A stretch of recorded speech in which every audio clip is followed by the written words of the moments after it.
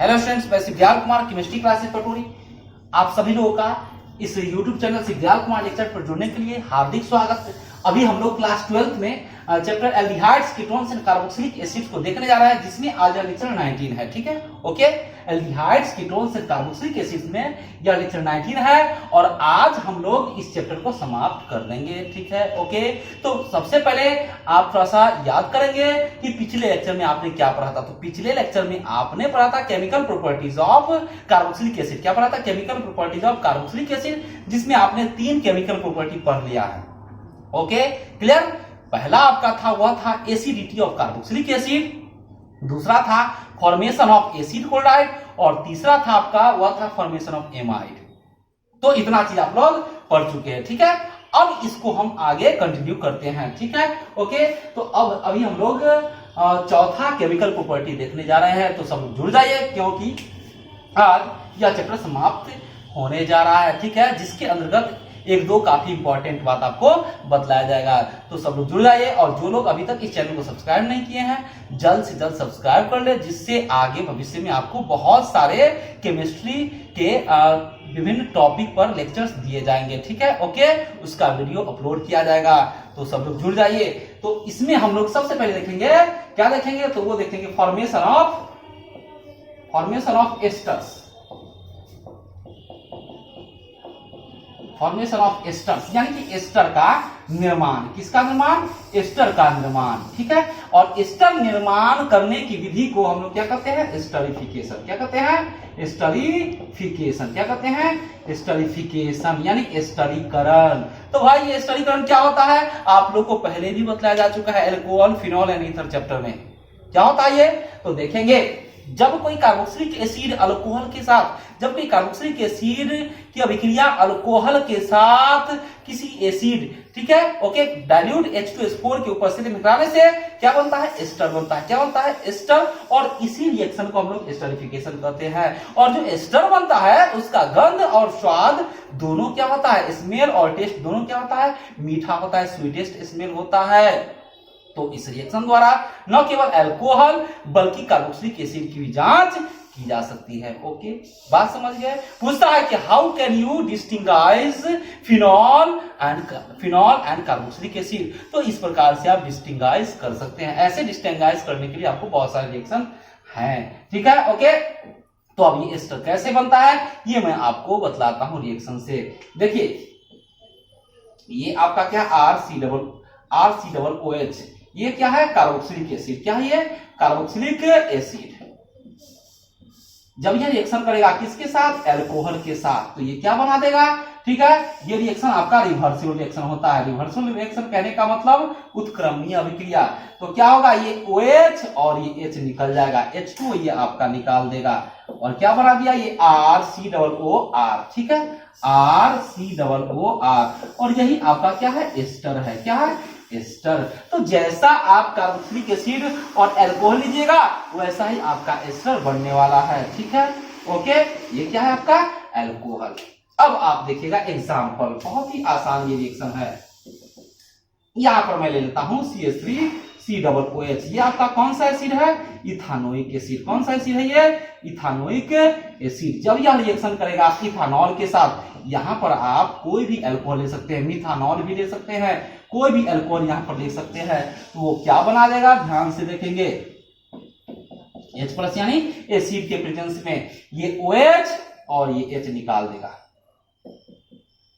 और क्या बना दिया? ये CH3COOC2H5। ठीक है, इसका नाम क्या है? तो इसका नाम है इथाइल इथानोएट। क्या नाम है इसका? इथाइल इथानोएट। ठीक है, इथाइल इथानोएट। यदि आप यहां पर ले लेते हैं मिथाइल अल्कोहल यानी कि मिथानॉल, तो क्या बना देगा? मिथाइल इथानोएट। तो जैसा कार्बोक्सिलिक एसिड लीजिएगा वैसा ही एस्टर आपको बनने वाला है। ठीक है, ओके। तो यहां पर आप कोई भी कार्बोक्सिलिक एसिड ले लीजिएगा, प्रोपानोइक एसिड रहेगा तो प्रोपानोएट हो जाएगा, ब्यूटानोइक एसिड तो ब्यूटानोएट हो जाएगा। और जैसा अल्कोहल फिनॉल लेते हैं, फिनॉल भी यहां पर आप ले सकते हैं। ठीक है, फिनॉल ले लीजिएगा तो क्या बना देगा? ये बना देगा फिनाइल इथानोएट। क्या बना देगा? फिनाइल इथानोएट। मतलब ये जो ग्रुप रहता है इसके साथ यहाँ पर जुड़ जाता है। ठीक है, ओके, बात समझ में आ गया। चलिए अब देखेंगे आप यहाँ पर, यदि मैं ले लेता हूं बेंजोइक एसिड, क्या रहेगा ये, बेंजोइक एसिड, ठीक है। ओके, ये क्या है, बेंजोइक एसिड, और किसके साथ रिएक्शन, चलिए मैं यहाँ पर मिथानॉल ले लेता हूँ, CH3OH, मिथानॉल के साथ रिएक्शन, तो ये क्या बना देगा, क्या बना देगा ये OH और ये H निकल जाएगा, H2O निकल जाएगा, और क्या दे दिया, तो ये आपको बना दिया C6H5 COO और CH3। इसका नाम क्या है, तो इसका नाम है मिथाइल बेंजोएट। क्या नाम है इसका, मिथाइल बेंजोएट। क्या नाम है इसका, मिथाइल बेंजोएट, जो कि एक प्रकार का क्या है, एस्टर है। क्या है ये, एक प्रकार का एस्टर है, ठीक है। तो इस तरह से आप किसी भी एस्टर का फॉर्मेशन कर सकते हैं using carboxylic acid. Any carboxylic acid react with alcohol in presence of dilute acid to produce ester having sweet smell and sweet taste. Okay, and by this reaction we can test alcohol as well as carboxylic acid, ठीक है। Okay, बात समझ, इस reaction द्वारा हम लोग न केवल अल्कोहल बल्कि कार्बोक्सिलिक एसिड का भी जांच कर सकते हैं, ठीक है। तो ये था हमारा एस्टरिफिकेशन। क्या था ये हमारा एस्टरिफिकेशन। ओके, समझ गए होंगे। अब इस पर आप बहुत सारा एग्जाम्पल खुद से लिख लीजिएगा, ठीक है। ये मैं आपको होमवर्क देता हूं, समझ गए। चलिए तो आगे अब हम लोग लिखेंगे फॉर्मेशन ऑफ एनहाइड्राइड। क्या लिखेंगे, फॉर्मेशन ऑफ एनहाइड्राइड। ध्यान से लिखिएगा, formation of anhydride, formation of anhydrides. इस रिएक्शन का नाम है action of heat. Action of heat मतलब गर्म की क्रिया, यानी कि गर्म करने की क्रिया, ठीक है। ओके, तो ध्यान से सुनेंगे। जब किसी भी कार्बोक्सिलिक एसिड को गर्म की जाती है, किसके साथ, जब किसी भी कार्बोक्सिलिक एसिड को गर्म की जाती है P2O5 या कॉम्क H2SO4 के साथ, तो वो आपको क्या दे देगा, एनहाइड्राइड। क्या दे देगा, एनहाइड्राइड, कॉरस्पॉन्डिंग एनहाइड्राइड। बात समझ गए। ओके, क्या कहेंगे, any carboxylic acid is heated with conc H2SO4 or P2O5 to produce anhydride, to produce anhydride। Okay, बात समझ गए। चलिए तो अब प्रश्न ये उठता है कि एनहाइड्राइड कैसे बनता है, तो इसको मैं आपको रिएक्शन करके बतला देता हूं। यह भी काफी आसान रिएक्शन है, बात समझ गए। ओके, और इसी को एक्शन ऑफ हीट कहा जाता है। ध्यान दीजिएगा, सबसे पहले मैं जनरल रिएक्शन लिखता हूं RCOOH, और यहाँ पर चूंकि एनहाइड्राइड बनाना है भाई, तो कहने का मतलब यहाँ पर 2 मोल लेना होगा कार्बोक्सिलिक एसिड का। ये आपका क्या है, कार्बोक्सिलिक एसिड, ठीक है, जिसका कितना मोल, 2 मोल है, ठीक है ना। ओके, तो देखिएगा ये क्या दे देगा, किसके साथ, तो P2O5 के साथ या फिर कॉम्क H2SO4 के साथ। इसको क्या कीजिए, तो गर्म कीजिए, ये ना। मैं आपको बता दूं कि P2O5 यानी फास्फोरस पेंटाऑक्साइड या फिर कॉम्क H2SO4 एक प्रकार का प्रबल जल शोषक होता है, यानी कि जल को सोख लेता है, इसलिए यह एक स्ट्रॉन्ग डिहाइड्रेटिंग एजेंट होता है। ये आपको पहले ही बताया जा चुका है, ठीक है। ओके, तो क्या होगा, ये OH और H निकाल लेगा, ठीक है, तभी तो H2O निकलेगा ना, elimination of water takes place, ठीक है। तो H2O निकल जाएगा, और क्या बना दिया ये RCOOCOR, यही ना है, RCORCO, और इस प्रकार से O, यही आपका क्या है, एनहाइड्राइड है। यही आपका क्या है, एनहाइड्राइड। आप इसको ऐसे भी लिख सकते हैं RCO का होल ट्वाइस और O। बात समझ गया। ओके, है ना, ये RCO2 है ना, क्लियर। ओके, यही हमारा क्या कहलाता है, एनहाइड्राइड कहलाता है। क्या कहलाता है, एनहाइड्राइड। अब आप एग्जाम्पल खुद से भी दे सकते हैं, जैसा एसिड लीजिएगा वैसा एनहाइड्राइड आपको बन जाएगा। आप यहां पर लेते हैं क्या लेते हैं, इथानोइक एसिड। क्या लेते हैं, इथानोइक एसिड, तो क्या बन जाएगा आपका, इथानोइक एनहाइड्राइड बन जाएगा। क्या बन जाएगा, इथानोइक एनहाइड्राइड, ठीक है। ओके, ये P2O5 या फिर कॉम्क H2SO4 क्या बना देगा, ये OH और H निकल जाएगा, H2O निकल जाएगा, क्या बना दिया, CH3CO, CH3CO, CH3CO का होल ट्वाइस और O। ये इसका नाम क्या है, इसको आप ऐसे भी लिख सकते हैं CH3CO, जैसे ऊपर में लिखे हैं CH3CO, और यहां पर इस प्रकार से O, ठीक है, CH3CO, CH3CO, और बीच में क्या है, O, ठीक है ना। यही एनहाइड्राइड बॉन्ड होता है। तो इसका नाम क्या कहलाता है, इसका नाम कहलाता है इथानोइक एनहाइड्राइड। क्या होता है ये, इथानोइक एनहाइड्राइड। चूंकि इथानोइक एसिड से बना है, इसलिए इसको इथानोइक एनहाइड्राइड कहते हैं। ये क्या है आपका, इथानोइक एसिड। क्या है आपका, इथानोइक एसिड, इसलिए इसको हम लोग क्या कहते हैं, इथानोइक एनहाइड्राइड कहते हैं। यदि आप लेते हैं प्रोपानोइक एसिड और जो भी एसिड लीजिए उसका 2 मोल लेना होगा, तभी तो एनहाइड्राइड बनेगा ना, इसका होल्ड ट्वाइस तभी तो होगा ना, ठीक है, ओके। चलिए अब यदि बेंजोइक एसिड लेंगे तो बेंजोइक एनहाइड्राइड बन जाएगा, फॉर्मिक एसिड लेंगे तो फॉर्मिक एनहाइड्राइड बन जाएगा, मिथानोइक एनहाइड्राइड इसको कहते हैं, प्रोपानोइक एसिड लेंगे तो प्रोपानोइक एनहाइड्राइड बन जाएगा, ठीक है। अब आपके मन में ये क्वेश्चन होगा कि भाई एक इथानोइक एसिड लेते हैं, एक मिथानोइक एसिड लेते हैं, तब कौन सा एनहाइड्राइड बनेगा? तो जैसा आप एसिड लेते हैं वैसा ही आपको एनहाइड्राइड बनता है, ठीक है। जैसे मैं यहाँ पर ले लेता हूं इथानोइक एसिड CH3COOH और एक लेता हूं मिथानोइक एसिड, ठीक है, ये तो क्या बना देगा, ये क्या बना देगा, P2O5 और कॉन्क H2SO4 के साथ क्या करते हैं हम लोग, इसको गर्म करते हैं, ठीक है। तो क्या होगा, ये OH और H निकल जाएगा, H2O निकाल देगा, तो क्या बना दिया ये CH3CO और HCO और बीच में O, ठीक है, ओके, CH3CO और H ऐसे भी लिख सकते हैं। इसका क्या नाम होगा, तो ये इथानोइक एसिड है और ये मिथानोइक एसिड है, इसलिए इथानोइक मिथानोइक एनहाइड्राइड होगा, इथानोइक मिथानोइक एनहाइड्राइड, इथानोइक मिथानोइक एनहाइड्राइड, ठीक है, ओके। तो जैसा आप यहां पर लीजिएगा कार्बोक्सिलिक एसिड उसी का एनहाइड्राइड आपको बन जाएगा, ठीक है। अब आप इसमें भी बहुत सारे एग्जांपल्स को दे सकते हैं। तो इस तरह से हम लोग एनहाइड्राइड का प्रिपरेशन करते हैं, किसका प्रिपरेशन करते हैं, एनहाइड्राइड का। तो इस तरह से हम लोग एसिड के जितने भी डेरिवेटिव्स थे उसको बना लिए। सबसे पहले आपने क्या बनाया था, एसिड क्लोराइड, उसके बाद एमाइड बनाया था आपने, उसके बाद एस्टर आग बनाया आपने, उसके बाद क्या बनाया आपने, एनहाइड्राइड, क्या बनाया, एनहाइड्राइड, ओके, क्लियर। तो अगला रिएक्शन की ओर अब हम लोग चलते हैं, ध्यान दीजिएगा। अगला है वह है डी कार्बोक्सिलेशन रिएक्शन, क्या है, D carboxylation reaction, D carboxylation reaction. D carboxylation का मतलब होता है वी कार्बोक्सिलन, ठीक है, मतलब लॉस ऑफ, इसका मतलब क्या होता है, लॉस ऑफ कार्बन, ठीक है, या फिर लॉस ऑफ CO2, ठीक है, ओके। ये होता है डी कार्बोक्सिलेशन का मतलब COOH में से ये जो COOH होता है ना उसमें से ये CO2 गायब हो जाता है, बचता है H, इसलिए इस रिएक्शन को हम लोग क्या कहते हैं, डिसेंट ऑफ सीरीज, क्या कहते हैं, डिसेंट ऑफ सीरीज। डिसेंट का मतलब क्या, घटना होता है, कमी होती है, कम जाना, ठीक है, ओके। लॉस हो जाना, किसका लॉस हो जाना भाई, तो कार्बन का लॉस हो जाना, ठीक है। मतलब इस रिएक्शन के द्वारा कार्बन को आप कम कर सकते हैं, कार्बन को कम कर सकते हैं, ठीक है। यही इस रिएक्शन का एप्लीकेशन है, डी कार्बोक्सिलेशन का एप्लीकेशन है। तो अब प्रश्न उठता है कि ये डी कार्बोक्सिलेशन रिएक्शन क्या होता है, तो ध्यान दीजिएगा।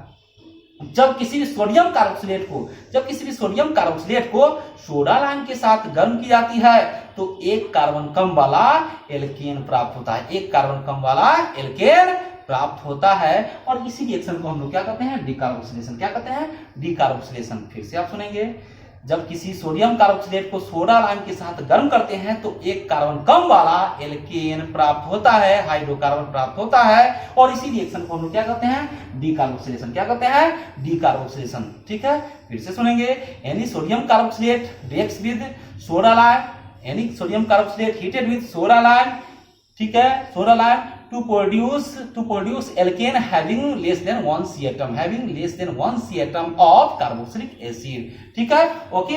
और यही हमारा क्या कहलाता है, डीकार्बोक्सिलेशन कहलाता है, क्या कहलाता है, डीकार्बोक्सिलेशन या डिसेंट ऑफ सीरीज। बात समझ गए, ओके। तो भाई प्रश्न उठता है, ये सोडियम कार्बोक्सिलेट क्या होता है, तो ये RCOONA, यही तो है सोडियम कार्बोक्सिलेट। मैं आपको बतला दूं, ये सोडियम कार्बोक्सिलेट कहां से बना, तो जब RCOOH इसके साथ तो NaOH के साथ रिएक्शन करेगा तभी तो ये बनाएगा ना, ठीक है, ओके, क्लियर। तो देखेंगे अब एक और चीज आपके मन में होगा कि भाई बताइए ये सोडा लाइम क्या होता है, सोडा लाइम किसको कहते हैं, सोडा मीन्स NaOH और लाइम का मतलब चूना यानी कि CO, ये कितना 3:1 के रेशियो में होता है, ये 75% और ये 25% होता है। एक्चुअली सोडा लाइम में NaOH जो होता है कास्टिक सोडा, यही भाग लेता है रिएक्शन में, ये एक तरह से डिहाइड्रेटिंग एजेंट का काम करता है, जो जल बन जाता है, अनावश्यक पानी बन जाता है उसको ये क्या करता है, सोख लेता है, डिहाइड्रेटिंग एजेंट होता है, प्रबल जल शोषक भी होता है, ओके क्लियर। तो देखिएगा ये आपका क्या है, सोडियम कार्बोक्सिलेट जब रिएक्शन करेगा सोडा लाइम के साथ, मैंने आपको पहले ही कहा कि सोडा लाइम में NaOH भाग लेता है रिएक्शन में, और CaO एक तरह से कैटलिस्ट का काम करता है, प्रबल जल शोषक का काम करता है, यही आपका क्या कहलाता है, सोडा लाइम। तो क्या होगा, ये Na2CO3 निकल गया, देखिए तो Na2CO3 निकल गया ना, Na2CO3, और क्या बना दिया ये आपको, R और H, ठीक है, R और H, ठीक है। इसी को हम लोग क्या कहेंगे, एल्केन कहेंगे, क्या कहेंगे, एल्केन। तो जैसा यहाँ पर R होगा वैसा ही आपको एल्केन बनने वाला है। ओके, तो आप देख सकते हैं कि यहाँ पर एक कार्बन जो था COO में वो गायब हुआ कि नहीं, ठीक है, इसलिए इस रिएक्शन को डी कार्बोक्सिलेशन कहा जाता है। क्या कहा जाता है, डी कार्बोक्सिलेशन। क्या कहा जाता है, डी कार्बोक्सिलेशन। तो ध्यान देंगे, अब मैं इसका एग्जांपल बताने जा रहा हूं। तो यहाँ पर R के ऊपर हम लेते हैं CH3COONA, एल्केन बनाने की यह प्रयोगशाला विधि है, लैब प्रोसेस है। कहता है कि लैब में आप एल्केन कैसे बनाएंगे, तो इस तरह से बनाएंगे, ठीक है, इसलिए यह रिएक्शन काफी इंपॉर्टेंट है, ठीक है ना। इसका नाम क्या है, सोडियम एसीटेट। क्या नाम है इसका, सोडियम एसीटेट या सोडियम इथानोएट। और जब यह सोडा लाइम के साथ रिएक्शन करेगा तो आप आसानी से कह सकते हैं ये CH3 है, दैट मींस ये CH4 में कन्वर्ट हो जाएगा, यानी कि मीथेन बना देगा। क्या बना देगा ये, मीथेन, ठीक है, ओके, CaO के प्रेजेंस में क्या बना देगा ये, मीथेन। इतना तो निकल जाने वाला है, ठीक है, और ये CH3H दैट इज CH4, ये क्या बना देगा आपको, मीथेन बना देगा। क्या बना देगा, मीथेन। ओके क्लियर, ये क्या बना देगा, मीथेन। तो यदि आप यहां पर लेते हैं प्रोपानोइक एसिड तो क्या बन जाएगा, इथेन बन जाएगा। प्रोपानोइक एसिड कहने का मतलब क्या, ये C2H5COONA, यही ना, तो क्या बना देगा ये, इथेन बना देगा। क्या बना देगा, इथेन, यानी कि प्रोपानोइक एसिड से क्या बना लेंगे, इथेन, ठीक है, ओके। ब्यूटानोइक एसिड से क्या बना लेंगे, प्रोपेन। पेंटानोइक एसिड से क्या बना लेंगे, ब्यूटेन। तो आप देख सकते हैं कि एक कार्बन घट रहा है ना, एक कार्बन घट रहा है ना, इसलिए इस रिएक्शन को क्या कहते हैं, डी कार्बोक्सिलेशन कहते हैं। क्या कहते हैं, डी कार्बोक्सिलेशन। तो अब एक और रिएक्शन देखिएगा जिसे मैं आपको बेंजीन बना करके दिखा रहा हूं, ठीक है। अगर बेंजोइक एसिड रहेगा, यानी कि बेंजोइक एसिड का सोडियम साल्ट, इसको क्या कहते हैं, सोडियम बेंजोएट। क्या कहते हैं, सोडियम बेंजोएट। तो क्या बना देगा ये, जब ये रिएक्शन करेगा NaOH और CO के साथ, तो क्या बना देगा ये तो आपको गायब हो जाने वाला है, Na2CO3, ठीक है। और ये क्या है आपका C6H5 है, तो C6H5 और H मिल करके क्या बना देगा, C6H6 that is benzene. Benzene बनाने का यह प्रयोगशाला विधि है, यानी कि लैब प्रोसेस है। तो इस तरह से आप कार्बन को घटा करके कोई भी एल्केन बना सकते हैं कार्बोक्सिलिक एसिड से। जितना कार्बोक्सिलिक एसिड में कार्बन है उससे एक कार्बन कम वाला एल्केन यहाँ पर आपको प्राप्त हो रहा है, आप जैसा कि देख सकते हैं, ठीक है, ओके। ध्यान देंगे, अब मैं इसमें कुछ एडिशनल बात बतलाने जा रहा हूं। साफ तौर पर आप देखेंगे कि जैसे ही आपको कोई भी एसिड यहां पर दिया गया है, दिस इज पेंटानोइक एसिड, ये क्या है आपका, पेंटानोइक एसिड, और इसको सोडा लाइम के साथ जैसे ही ऐसे लिख देगा यहां पर, सोडा लाइम के साथ गर्म करते हैं तो कुछ नहीं, इसको गायब कर दीजिए, ठीक है, COO को निकाल दीजिए और H यहां पर दे दीजिए, दैट इज C4, और H क्या बन जाएगा, 10, यानी कि ब्यूटेन बन जाएगा। क्या बन जाएगा, ब्यूटेन। कहने का मतलब जो एसिड है उसमें से एक कार्बन को क्या करते हैं, गायब कर देते हैं, यानी कि CO2 को क्या करते हैं, गायब कर देते हैं। अगर मान लेते हैं कि कोई डाई कार्बोक्सिलिक एसिड रहेगा, क्या रहेगा, डाई कार्बोक्सिलिक एसिड, जैसे ये CH2COOH CH2COOH, ठीक है, ओके क्लियर। इसको कहते हैं मैलोनिक एसिड। क्या कहते हैं, मैलोनिक एसिड। तो भाई मैलोनिक एसिड से क्या बनने वाला है, सोडा लाइम के साथ जैसे ही गर्म करेंगे तो, अगर कम गर्म करते हैं तो सबसे पहले CO2 निकला और क्या बना दिया, CH3COOH। क्या बना दिया, CH3COOH, ठीक है, ओके, यानी कि इथानोइक एसिड। क्या बना दिया ये, इथानोइक एसिड। क्या बना दिया ये, इथानोइक एसिड। पुनः यदि इसको गर्म करते हैं आप तो ये भी CO2 गायब, और क्या बना देगा, मीथेन। क्या बना देगा, मीथेन। बात समझ गए, ओके। तो इस तरह से यदि आपको कोई डाई कार्बोक्सिलिक एसिड भी दे दे तो आप आसानी से बतला सकते हैं कि कौन सा प्रोडक्ट आपको बनने वाला है, ठीक है ना, ओके। यदि आपको सक्सिनिक एसिड दे दे तो आप आसानी से कह सकते हैं कि कौन सा एसिड आपको प्राप्त होने वाला है। ठीक है, ओके, इसका नाम क्या है? Succinic acid. क्या नाम है इसका? Succinic acid. ओके, बात समझ गए? तो ये था हमारा डी कार्बोक्सिलेशन रिएक्शन। कौन सा रिएक्शन था ये हमारा? D carboxylation reaction. कौन सा रिएक्शन था ये हमारा? D carboxylation reaction. अब मैं आपको इस पर बहुत सारे एग्जाम्पल को देते हुए कुछ कन्वर्जन्स दे रहा हूं। ठीक है ना? ओके, और इसे आप आसानी से बना लेंगे। और मैंने बहुत सारे यहाँ पर क्लूज दे दिए हैं। ठीक है, बहुत सारे रिएक्शंस को मैंने यहाँ पर बतला दिए हैं। ठीक है ना? ओके, चलिए अब तैयार हो जाइए। कुछ कन्वर्जन्स आपको दिया जा रहा है होमवर्क के रूप में, जिसको आप बनाइएगा तो आप आसानी से समझ जाएगा। वहां पर कुछ नहीं, कार्बन को आपको मैं कम करने के लिए कहूंगा। ठीक है, ओके, देखिएगा। तो मैं हर एक प्रकार से क्वेश्चन दे रहा हूं। देखिए आप कुछ क्वेश्चन है, हाउ कैन यू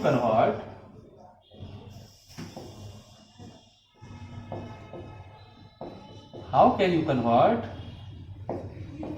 मतलब आप कैसे परिवर्तन करेंगे, किससे? तो चलिए यहां पर देता हूं मैं एसिटिक एसिड टू मीथेन। दूसरा मैं देता हूं, और इसमें मैं वाइस वर्सा भी कर देता हूं। ठीक है, ठीक उल्टा, vice versa, acetic acid to methanoic acid यानी कि formic acid and vice versa. ठीक है, benzoic acid to benzene and vice versa, propanoic acid, मैंने कार्बन बढ़ाना भी आपको बतलाया है हर एक प्रकार के रिएक्शन में। ठीक है, ओके, उसका आप यहां पर यूज करेंगे, to ethane and vice versa,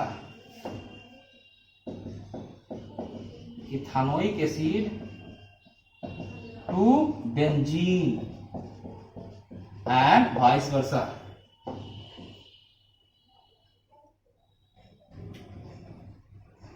ethanol to methanol and vice versa, ethanal to methanal and vice versa. ठीक है, ओके, तो इस तरह से आपको बहुत ढेर सारे क्वेश्चंस इस प्रकार से डीकार्बोक्सिलेशन रिएक्शन का यूज करते हुए बन सकता है। ठीक है ना? और वाइस वर्सा जो आप करेंगे, इसमें आपको शायद 14 क्वेश्चन है। ठीक है, उल्टा भी आपको करना है, और उल्टा करने में आपको कार्बन को बढ़ाना है। तो कार्बन बढ़ाने के लिए आपको बहुत सारे रिएक्शन बतलाए गए हैं, जिसमें ऊर्जा रिएक्शन और साइनाइड बना करके आप कर सकते हैं। ठीक है, ओके, क्लियर? तो इस प्रकार से इन क्वेश्चंस को आप सॉल्व करेंगे, और जहां पर भी आपको समस्या आती है उसको दूर करने हेतु हमसे संपर्क करेंगे। ठीक है, ओके, बात समझ गए? या कमेंट बॉक्स में आप लिखेंगे, उसको पढ़ते हुए मैं उस समस्या का समाधान करूंगा। ठीक है, ओके। अब इसमें 2 रिएक्शन और बच जाता है, जिसको मैं बतलाता हूं, ध्यान से देखिएगा। अब जो रिएक्शन है यह भी काफी यूनिक रिएक्शन है, जिसका नाम है हेल्होलार्ड जेलिंस्की रिएक्शन। जेलिंस्की रिएक्शन, इसको शॉर्ट में कहते हैं HBZ रिएक्शन। क्या कहते हैं? HBZ reaction. क्या कहते हैं? HBZ reaction. ठीक है, ओके, HBZ रिएक्शन। ठीक है, हेल्होलार्ड जेलिंस्की रिएक्शन। तो मैं आपको बता दूं कि ये HBZ रिएक्शन क्या होता है। तो ध्यान देंगे, जब कोई कार्बोक्सिलिक एसिड, वैसा कार्बोक्सिलिक एसिड जिसमें अल्फा हाइड्रोजन हो, कम से कम एक अल्फा हाइड्रोजन हो, कम से कम एक अल्फा हाइड्रोजन हो, एल्डोन कंडेंसेशन की तरह, उसको यदि हम रेड फास्फोरस की उपस्थिति में, रेड पी के उपस्थिति में किसी हैलोजन के साथ रिएक्शन करते हैं, जनरली क्लोरीन और ब्रोमीन के साथ, तो वो आपको क्या देता है? तो वो आपको देता है अल्फा हेलो कार्बोक्सिलिक एसिड। क्या देता है? Alpha hello carboxylic acid. क्या देता है? Alpha hello carboxylic acid. और इसी रिएक्शन को हम लोग क्या कहते हैं?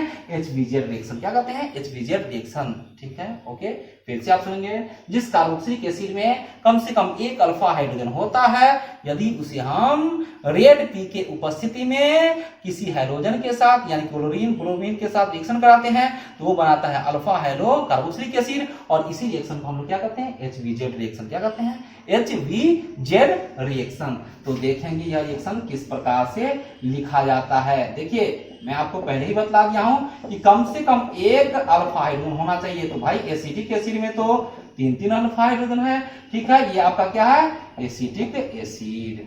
तो ये क्या बना देगा, जब यह रिएक्शन करेगा Cl2 के साथ रेड पी के उपस्थिति में, तो क्या होगा, ये H और ये Cl निकल जाएगा, ठीक है। ओके, ये HCl आपका निकल जाएगा, और क्या दे दिया, तो ये आपको दे दिया CH2Cl और COOH।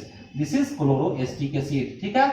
या फिर आप इसको ऐसे लिख सकते हैं, अल्फा क्लोरो एसिटिक एसिड, ठीक है ना। ओके, अब इस रिएक्शन को आप आगे भी बढ़ा सकते हैं, 2 बार और आप लिख सकते हैं, ठीक है ना। ओके, पुनः आपका ये H और ये Cl निकल जाएगा। कहने का मतलब ये क्या बना देगा, ये एक H और एक Cl निकल जाएगा पुनः। आप चाहे तो यहां पर भी रिएक्शन को रोक सकते हैं, लेकिन जितना अल्फा हाइड्रोजन है उतना वाला रिएक्शन हो सकता है ना, इसलिए इसको आप आगे भी बढ़ा सकते हैं। ये आपको क्या बना देगा, Cl और H COOH। इसका नाम क्या है, तो dichloro acetic acid, dichloro acetic acid, ठीक है, या इथानोइक एसिड। क्लियर। ओके, आप यहां पर अल्फा अल्फा डैश लिख सकते हैं, ठीक है ना।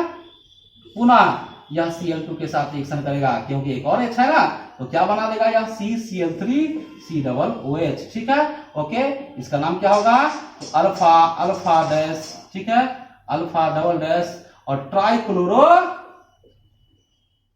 ट्राइक्लोरो और एसिटिक एसिड। ये अल्फा आप नहीं भी दीजिएगा तो चलेगा, ठीक है ना। ओके, बात समझिए, 3 क्लोरीन है ना, इसलिए ये मैंने लिखा है, ठीक है। ओके, इसका नाम आप फ्लोरो इथानोइक एसिड, इसका नाम डाइक्लोरो इथानोइक एसिड, इसका नाम ट्राइक्लोरो इथानोइक एसिड भी दे सकते हैं, ठीक है। ओके, तो इसी तरह से यदि आपको प्रोपानोइक एसिड दे देगा, क्या दे देगा, प्रोपानोइक एसिड। ये आपको कौन सा एसिड है, प्रोपानोइक एसिड, ये अल्फा कार्बन है, ठीक है, प्रोपानोइक एसिड। तो ये क्या बना देगा, ठीक है। चलिए इस बार ब्रोमीन ले लेते हैं, ठीक है, रेड पी के उपस्थिति में। तो ये Br और H निकल जाएगा ना, और क्या बना देगा, CH3 और ये Br, ये H और COOH। इसका नाम क्या होगा, तो अल्फा ब्रोमो, अल्फा कार्बन पर Br है, ठीक है ना, अल्फा ब्रोमो प्रोपायोनिक एसिड, प्रोपायोनिक एसिड। आप चाहे तो इसको एक और बार लिख सकते हैं, क्योंकि यहाँ पर एक और अल्फा हाइड्रोजन है, जैसे आपने वो लिखा है, ठीक है। ओके, तो कहने का मतलब कि वही कार्बोक्सिलिक एसिड HVZ रिएक्शन देगा जिसमें अल्फा हाइड्रोजन हो। तो इसका मतलब साफ है कि फॉर्मिक एसिड यह रिएक्शन नहीं देगा, बेंजोइक एसिड यह रिएक्शन नहीं देगा, क्योंकि भाई इसमें अल्फा हाइड्रोजन नहीं है, ठीक है। ओके, तो आसानी से पहचान सकते हैं कि कौन HVZ रिएक्शन देगा और कौन नहीं देगा। तो आप आसानी से ये HVZ रिएक्शन लिख सकते हैं, इसमें और बहुत सारा एग्जांपल दे सकते हैं। तो इस तरह से हमारा HVZ रिएक्शन समाप्त होता है। अब आपका सबसे आखिरी रिएक्शन बच जाता है, ठीक है, जो कि इलेक्ट्रोफिलिक सब्स्टिट्यूशन कहलाता है। ध्यान से देखेंगे, electrophilic substitution reaction, electrophilic substitution reaction. ये इलेक्ट्रोफिलिक सब्स्टिट्यूशन रिएक्शन क्या होता है आपको पता होना चाहिए, पहले से भी आपको बहुत बार बतलाया गया है। जैसा कि आपको पता होना चाहिए कि यह एक डीएक्टिवेटिंग ग्रुप होता है, ठीक है। ये कैसा ग्रुप होता है, तो EWG ग्रुप होता है, जो कि एक प्रकार का डीएक्टिवेटिंग ग्रुप है, ठीक है। यह कैसा ग्रुप है आपका, तो डीएक्टिवेटिंग ग्रुप है, ठीक है, वह भी स्ट्रॉन्ग डीएक्टिवेटिंग ग्रुप है। और जो भी डीएक्टिवेटिंग ग्रुप होता है वह कैसा, तो मेटा डायरेक्टिंग होता है। कैसा डायरेक्टिंग होता है, मेटा डायरेक्टिंग होता है। इसका आपको मैकेनिज्म के द्वारा एल्डिहाइड बेंजल्डिहाइड में बतलाया जा चुका है, ठीक है। तो जहां पर भी आपको ये इलेक्ट्रोफिलिक सब्स्टिट्यूशन रिएक्शन होता है वहां पर 2-3 रिएक्शन होते हैं, जिसमें हमारा सबसे पहला है नाइट्रेशन। क्या है, नाइट्रेशन। तो जो भी रिएक्शन होगा बेंजोइक एसिड में मेटा पोजीशन पर होगा ना। तो किसी भी बेंजोइक एसिड, जब किसी बेंजोइक एसिड का रिएक्शन किसके साथ, तो नाइट्रिक एसिड के साथ, किसके साथ, नाइट्रिक एसिड के साथ कराया जाता है, ठीक है, कॉन्क H2S4 के प्रेजेंस में। तो ये आपको क्या दे देगा, यहाँ पर से ऐसे ले लेंगे मेटा पोजीशन पर से, ठीक है, ये आपका क्या है, तो कॉन्क नाइट्रिक एसिड, ठीक है, ओके। तो क्या दे देगा ये आपको दे देगा मेटा नाइट्रो बेंजोइक एसिड, क्या दे देगा, मेटा नाइट्रो बेंजोइक एसिड, उसी तरह से जिस तरह से एल्डिहाइड में हुआ था, बेंजल्डिहाइड में हुआ था, ठीक है। ये क्या है, तो Meta nitro benzoic acid, Meta nitro benzoic acid, okay, बात समझ गए। और उसी तरह से यदि आप हैलोजिनेशन करते हैं, ठीक है, तो क्या बना देगा, मेटा हेलो बेंजोइक एसिड, क्या बना देगा, मेटा हेलो बेंजोइक एसिड, ठीक है। तो आप हैलोजिनेशन का रिएक्शन लिख लीजिएगा, ठीक है। उसी तरह से यदि सल्फोनेशन होगा, सल्फोनेशन यानी H2S4 के साथ रिएक्शन, तो सल्फोनिक एसिड बनता है, SO3H बनेगा, यानी कि मेटा सल्फो बेंजोइक एसिड बन जाएगा, क्या बन जाएगा, मेटा सल्फो बेंजोइक एसिड। जैसे सल्फोनेशन में होता है रिएक्शन, वैसे ही आप लिखेंगे, आपको पहले भी बताया जा चुका है। अब बात आती है, तो इसका भी आप लिख लेंगे, सल्फोनेशन भी आप आसानी से लिख लेंगे, ठीक है, जैसा कि मैंने आपको ये हिंट दे दिया, ठीक है। अब बात आती है कि क्या ये एफसी रिएक्शन देता है, फ्रीडल क्राफ्ट रिएक्शन देता है, तो आपका जवाब क्या होगा, बिल्कुल भी नहीं, ठीक है। बेंजोइक एसिड एफसी रिएक्शन यानी फ्रीडल क्राफ्ट रिएक्शन नहीं देता है, क्योंकि ये जो COOH ग्रुप होता है काफी स्ट्रॉन्ग डीएक्टिवेटिंग ग्रुप होता है, ठीक है। इस कारण से एफसी रिएक्शन बेंजोइक एसिड नहीं देता है। तो इस तरह से हमारा ये कार्बोक्सिलिक एसिड चैप्टर समाप्त होता है, कार्बोक्सिलिक एसिड टॉपिक समाप्त होता है। और साथ ही यह जो चैप्टर है हमारा 12th का aldehydes, ketones and carboxylic acids, यह समाप्त होता है, ओके। तो अब हमें इजाजत दीजिए, ओके। और यदि यह वीडियो आपको बहुत अच्छा लगा हो तो इसको जरूर से जरूर अधिक से अधिक लाइक करें, ठीक है, ओके, शेयर करें, और जो भी समस्या हो उस पर कमेंट करें। और जो भी लोग अभी तक इस चैनल को सब्सक्राइब नहीं किए हैं, जल्द से जल्द सब्सक्राइब कर लें, ओके।